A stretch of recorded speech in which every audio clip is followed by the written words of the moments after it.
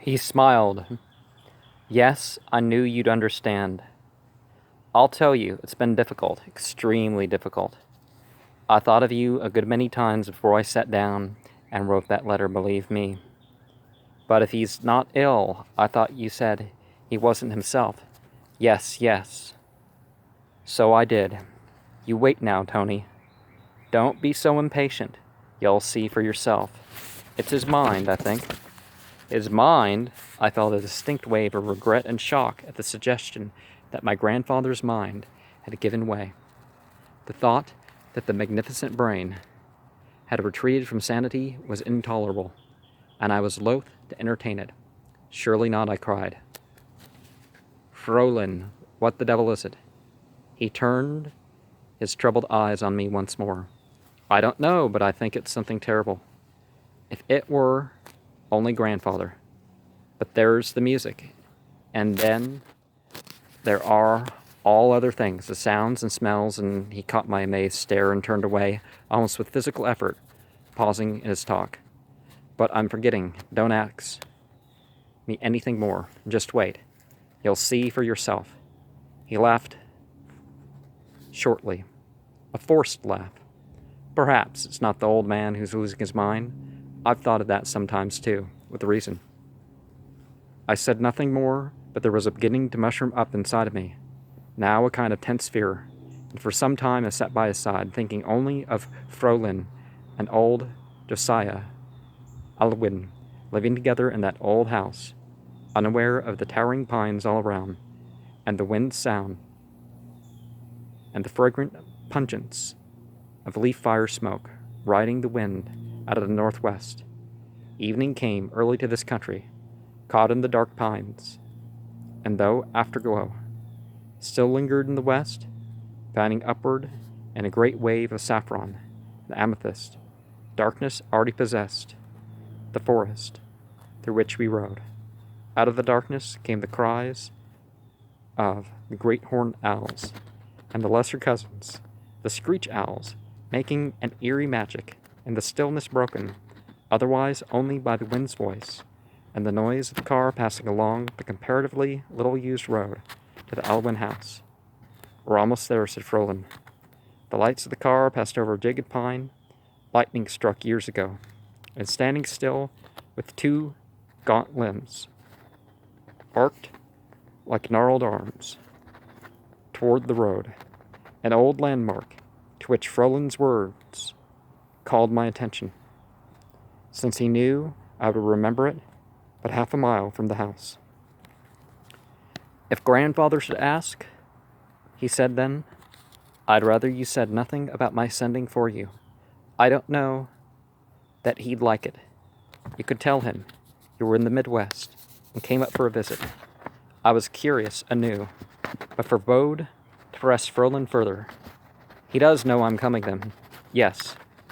I said I had a word from you and was going down to meet your train.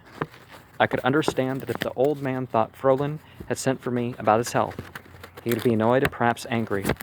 And yet more than this was implied in Frolin's request, more than just the simple solving of grandfather's pride. Once more, that odd, intangible alarm arose up within me, that sudden, inexplicable feeling of fear. The house looked forth suddenly in a clearing almost among the pines.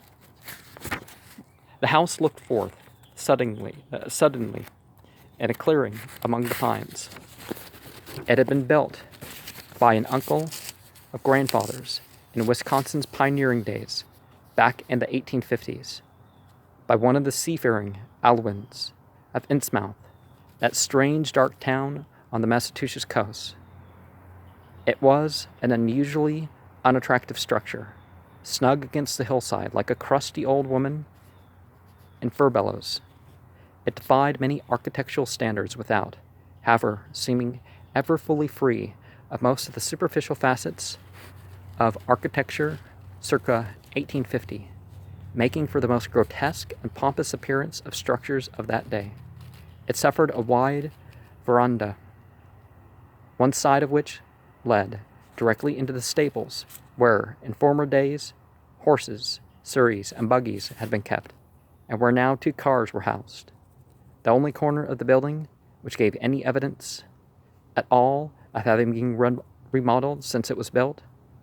The house rose 2 1/2 stories above a cellar floor, presumably for darkness made it impossible to ascertain, and it was still painted the same hideous brown, and judging by what light shone forth from the curtained windows, grandfather had not yet taken trouble to install electricity, a contingency for which I had come well prepared by carrying a flashlight and an electric candle, with extra batteries for both.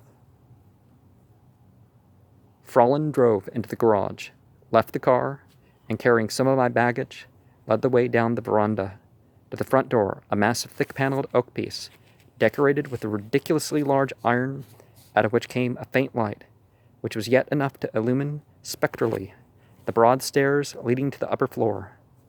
"I'll take you to your room first," said Fraulein, leading the way up the stairs, sure-footed with habitual walking there. "There's a flashlight on the newel post at the landing," he added. "If you need it, you know the old man."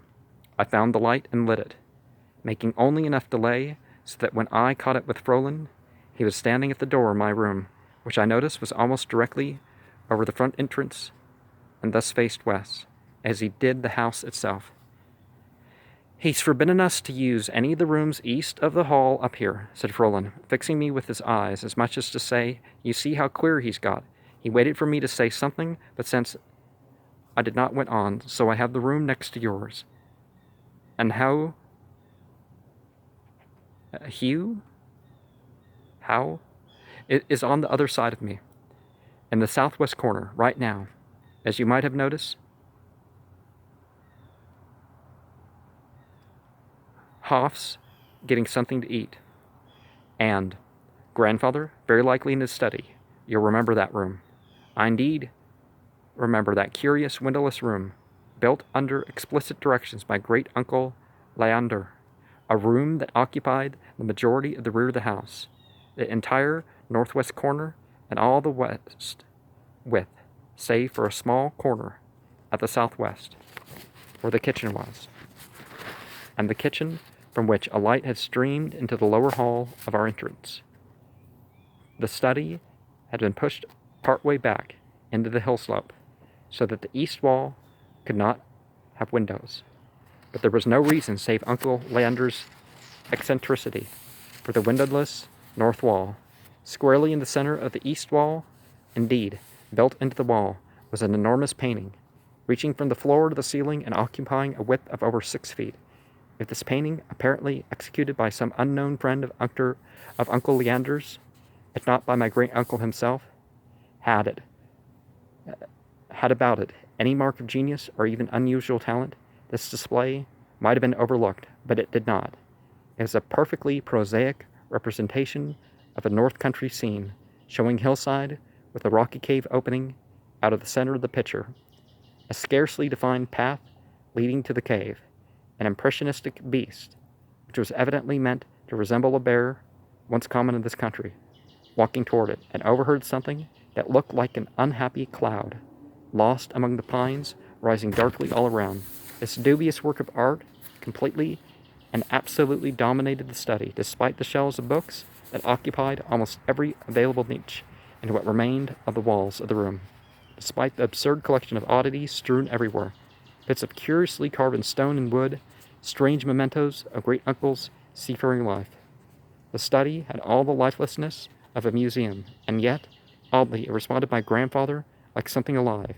Even the painting on the wall seemed to take on an added freshness whenever he entered. And particularly when there's graven images, there can be certain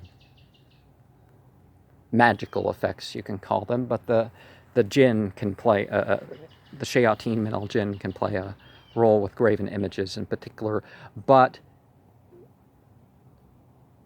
sometimes it's not about the skill or the accuracy of the painting, it's about the message of the painting. And those who aren't the painter often don't know, so it really isn't an insult to explain things. I don't think anyone who ever stepped into that room could forget it, I said with a grim smile. He spends most of his time there, hardly goes out at all, and I suppose with winter coming on, he'll come out only for his meals. He's moved his bed too. I shuddered. I can't imagine sleeping in that room. No, nor I. But you know he's working on something, and I sincerely believe that his mind has been affected. Another book on his travels, perhaps. He shook his head. No, a translation, I think. Something's different. He found some old papers of Leander's one day, and ever since then he seems to have got progressively worse.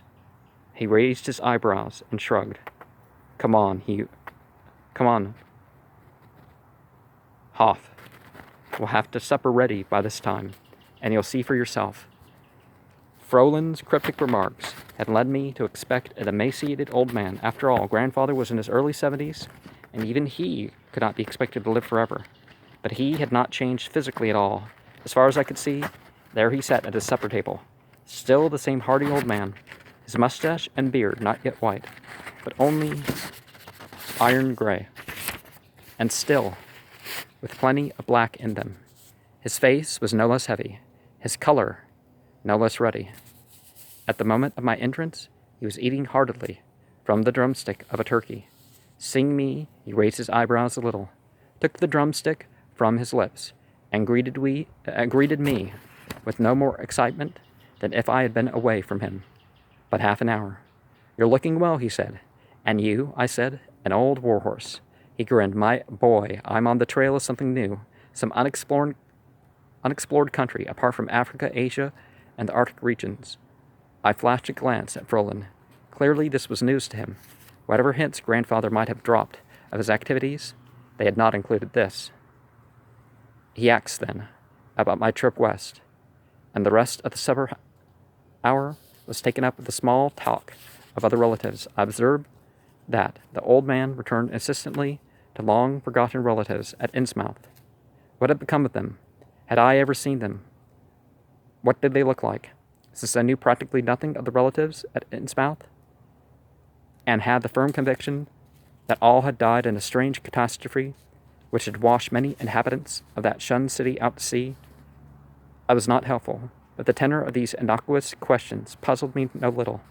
In my capacity as a librarian at Miskatonic University, I heard strange and disturbing hints of business at Innsmouth. I knew something of the appearance of federal men there, and stories of foreign agents had never had about them that essential ring of truth which made a plausible explanation for the terrible events which had taken place in that city. He wanted to know, at last, whether I had seen pictures of them, and when I said I had not, he was quite patiently disappointed. Do you know, he said, dejectedly, there does not exist even a likeness of Uncle Leander, but the old-timers around Harmon told me years ago that he was a very homely man, that he reminded them of a frog. Abruptly, he seemed more animated.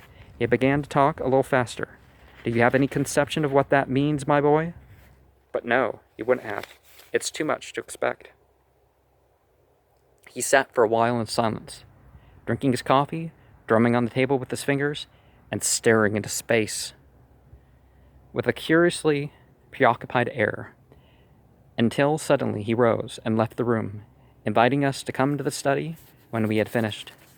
What do you make of that? Asked Frolin, when the sound of the study door closing came to us. Curious, I said, but I see nothing abnormal there. Frolin, I'm afraid. He smiled grimly. Wait, don't judge yet. You've been here scarcely 2 hours. We went to the study after supper, leaving the dishes to Hoff and his wife, who had served my grandfather for 20 years in this house. The study was unchanged, except for the addition of the old double bed pushed up against the wall which separated the room from the kitchen.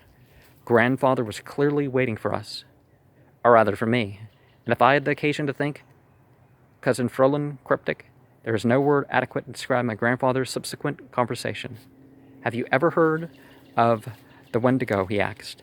I admitted that I had come upon it in the North Country. Indian legends. The belief in a monstrous, supernatural being, horrible to look upon, the haunter of the great forest silences.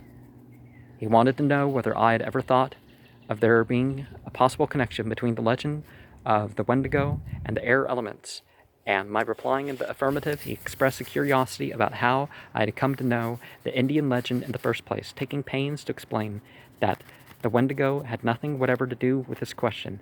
In my capacity as a librarian, I have occasion to run across a good many out-of-the-way things, I answered. Ah, he exclaimed, reaching for a book next to his chair.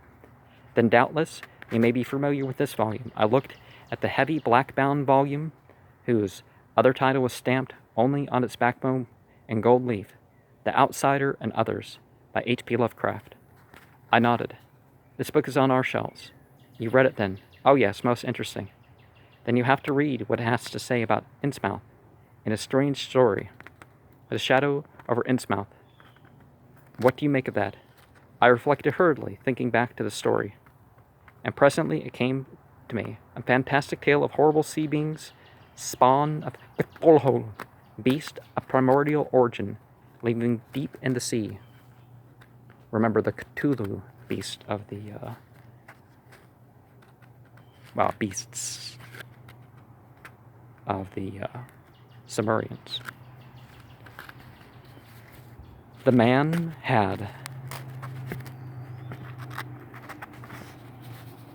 Cthulhu sort of means like a man of the earth or something. The man had a good imagination, I said. Had? Is he dead then? Yes, 3 years ago. Alas, I had thought to learn from him. But surely this fiction, I began. He stopped me. Since you have offered no explanation of what took place in Innsmouth, how can you be so sure that his narrative is fiction? I admitted that I could not. But it seemed that the old man had already lost interest. Now he drew forth a bulky envelope, bearing some of the familiar 3-cent 1869 stamps so dear to collectors, and from this took various papers, which, he said, Uncle Leander had left with instructions for their consignment to the flames. His wish, however, has not been carried out, explained grandfather. He had come into possession of them. He handed a few sheets to me and requested my opinion of them, watching me shrewdly all the while. And this series here is fiction, but I'm connecting it to reality, and it's a different way to convey certain information. Fiction could just be the guise for something that's contained in it. And when you take off the fiction, you uncover the details that aren't quite fiction. The sheets were obviously a long letter, written in a crabbled hand, and with some of the most awkward sentences imaginable. Moreover, many of the sentences did not seem to me to make sense, and the sheet at which I looked longest was filled with allusions strange to me. My eyes caught words like Ithaquah, Loigor, Hastur. It was not until I handed the sheets back to my grandfather that it occurred to me that I had seen those words elsewhere not too long ago, but I said nothing. I explained that I could not help feeling that Uncle Leander wrote with needless obfuscation. Grandfather chuckled. I should have thought that the first thing which would have occurred to you would have been similar to my own reaction. But no, you failed me. Surely it's obvious that the whole business is a code. Of course, that would explain the awkwardness of his lines. My grandfather smirked. A fairly simple code, but adequate, entirely adequate. I have not yet finished with it. He tapped the envelope with one index finger. It seems concerned. It seems to concern this house, and there is in it a repeated warning that one must be careful and not pass beyond the threshold, for fear of dire consequences. My boy, I've crossed and recrossed every threshold in the house scores of times, and there have been no consequences. So therefore, somewhere there must exist a threshold I have not yet crossed. I could not help smiling at his animation. If Uncle Leander's mind was wandering, he'd been off on a pretty chase. I said, abruptly. Grandfather's well-known impatience boiled to the surface. With one hand, he swept my uncle's papers away. With the other, he dismissed us both. and it was plain to see that Frolin and I had on the instant ceased to exist for him. We rose, made our excuses, and left the room. In the half-dark of the hall beyond, Frolin looked at me, saying nothing, only permitting his hot eyes to dwell upon mine for a long minute before he turned and led the way upstairs, where we parted, each to his own room for the night. Perhaps the threshold is the painting, is something to do with the psychological use of the painting. The nocturnal activity of the subconscious mind has always been of deep interest to me, since it has seemed to me that unlimited opportunities are opened up for every alert individual. I've repeatedly gone to bed with some problem vexing me, only to find it solved, insofar as I am capable of solving it upon waking. Of those other, more devious activities of the night mind, I have less knowledge.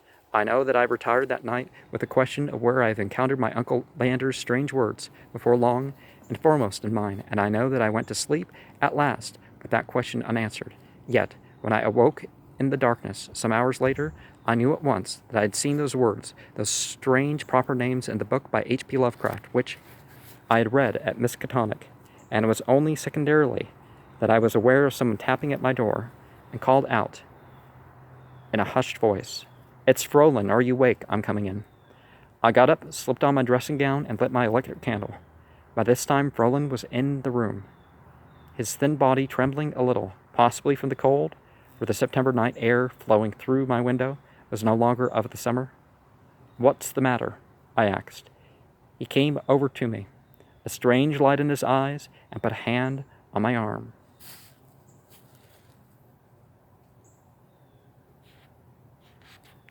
"Can you hear it?" "Can't you hear it?" he asked.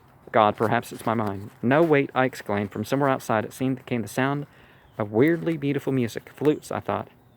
"Grandfather's at the radio," I said. "Does he often listen so late?" The expression on his face halted my words. "I own the only radio in the house. It's in my room and it's not playing. The battery's run down in any case. Besides, did you ever hear such music on the radio?" Maybe it was more modern music than that time. No, there is jinn music. I listened with renewed interest. The music seemed strangely muffled, and yet it came through. I observed also that it had no definite direction. While before it seemed to come from outside, it seemed to come from underneath the house, a curious chant-like playing of reeds and pipes. "A flute orchestra," I said. "Or panpipes," said Frolin. "They don't play them any more," I said absently. "Not on the radio," answered Frolin. I looked at him sharply, and returned my gaze as steadily. It occurred to me that his unnatural gravity had a reason for being. Whether or not he wished to put that reason into words, I caught hold of his arms. "Frolin, what is it?" "I can tell you're alarmed." He swallowed hard. "Tony, that music doesn't come from anything in the house. It's from outside." "But who would be outside?" I demanded. "Nothing. No one human." It had come at last, almost with relief that I'd faced this issue. I'd been afraid to admit to myself. Must be faced. Nothing. No one human. Then what agency? I asked. "I think Grandfather knows. Come with me." "Tony, leave the light out. We can make our way back in the dark." Out in the hall, I was stopped once more by his hand, tense on my arm. "Do you notice?" he whispered sibilantly. "Do you notice this too?" "The smell," I said. "The vague, elusive smell of water, of fish, and frogs, and the inhabitants of watery places." "And now," he said.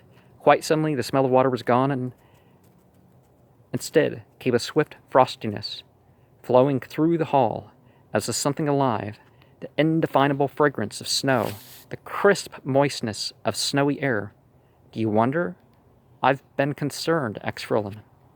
Giving me no time to reply, he led the way downstairs to the door of Grandfather's study, beneath which there shone yet a fine line of yellow light. I was conscious in every step of our descent to the floor below that the music was growing louder, if no more understandable, and now before the study door it was apparent that the music emanated from within, and the strange variety of odors came too from that study. The darkness seemed alive with the menace, charged with an impending, ominous terror, which enclosed us as in a shell, so that Frolin trembled at my side.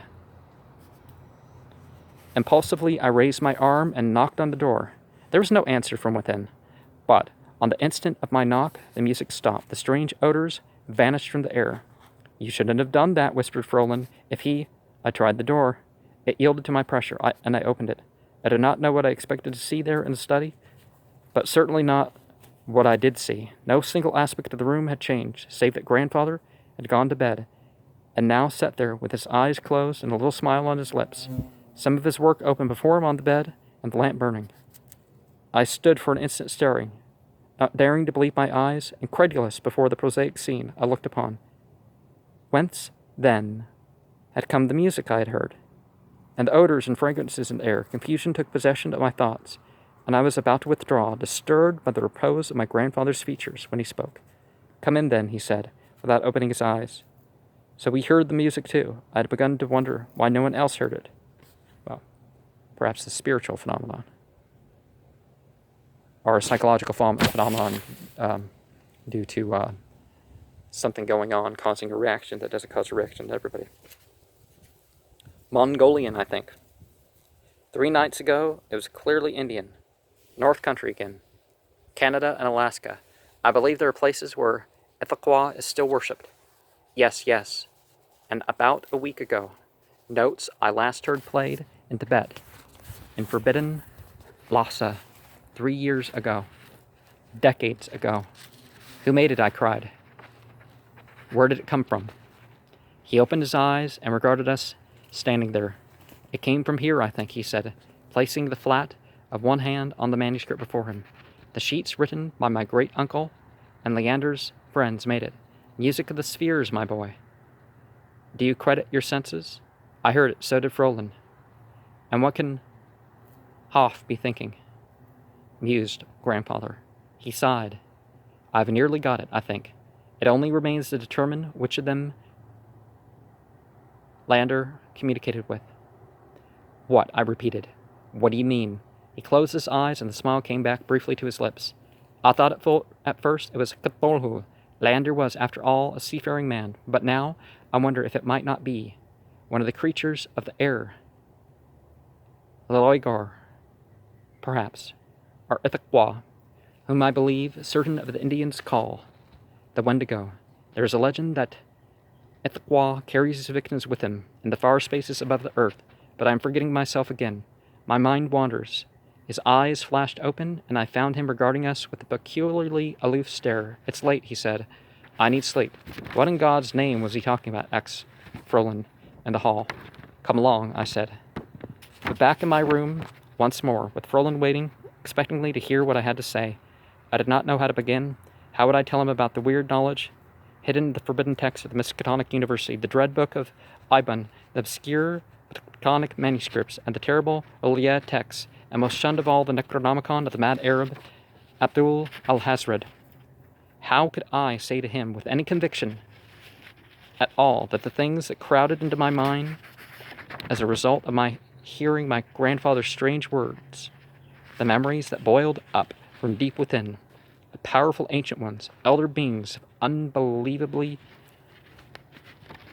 unbelievable evil, old entities who once inhabited the earth and all the universe as we know it now, and perhaps, far more, old entities of ancient good and forces of ancient evil. Not all the general evil, and I don't think there's absolute evil in terms of a being either, of whom the latter were now in leash, and yet ever breaking forth, becoming manifest briefly, horribly, to the world of men, and their terrible names come back now. If before this hour my clue to remembrance has not been made strong enough, had been refused in the fastness of my inherent prejudices, Cthulhu, potent leader of the forces of the waters of earth, Yog Sothoth, and Tzathath Agwa, Tsath Agwa, dwellers of the depths of earth, Loigar, Hastur, and Ipecacuanha, the Snow Thing, and Windwalker, who were the elementals of air. It was of these beings that my grandfather had spoken, and the interference he had made was too plain to be disregarded, or even to be subject to any other interpretations, that my great-uncle Leander, whose home, after all, had once been in the shunned and now deserted city of Innsmouth, he had traffic with at least one of these beings, and there was a further inference that he had not made, but there was somewhere in the house a threshold beyond which a man dared not walk. And what danger could lurk beyond that threshold but the path back into time, the way back into that hideous communication with the elder beings my uncle Leander had had? And yet somehow the full import of grandfather's words had not dawned upon me. Though he had said so much, there was far more he had left unsaid, and I could not blame myself later for not fully realizing that grandfather's activities were clearly bent on discovering that hidden threshold of which Uncle Leander had so cryptically written, and crossing it, in the confusion of thought to which I had now come in my preoccupation with ancient mythology of Cthulhu, Ithaqua, and elder entities, I did not follow the obvious indications to that logical conclusion, possibly because I feared instinctively to go so far. I turned to Frolin and expected him as clearly as I could. He listened attentively, asking a few pointed questions from time to time, and though he paled slightly at certain details, I could not refrain from mentioning, he did not seem to be as incredulous as I might have thought. This in itself was evidence of the fact that there was still more to be discovered about my grandfather's activities and the occurrence in the house. Though I did not immediately realize this, however, I was shortly to discover more of the underlying reasons for Frolin's ready acceptance of my necessarily sketchy outline. In the middle of a question, he ceased talking abruptly, and there came into his eyes an expression indicating that his attention had passed from me, from the room to somewhere beyond. He sat in an attitude of listening, and impelled by his own actions, I too strained to hear what he heard. Only the wind's voice in the trees rising now a little, I thought. A storm coming. Do you hear it? He said in a shaky whisper. No, I said quietly, only the wind. Yes, the wind. I wrote you. Remember, listen. Now come, Frolin. Take hold of yourself. It's only the wind. He gave me a pitying glance, and going to the window, beckoned me. I followed him, coming to his side. Without a word, he pointed into the darkness, pressing close to the house. It took me a moment to accustom myself to the night, but presently I was able to see the line of trees struck sharply against the star-swept heavens, and then instantly I understood.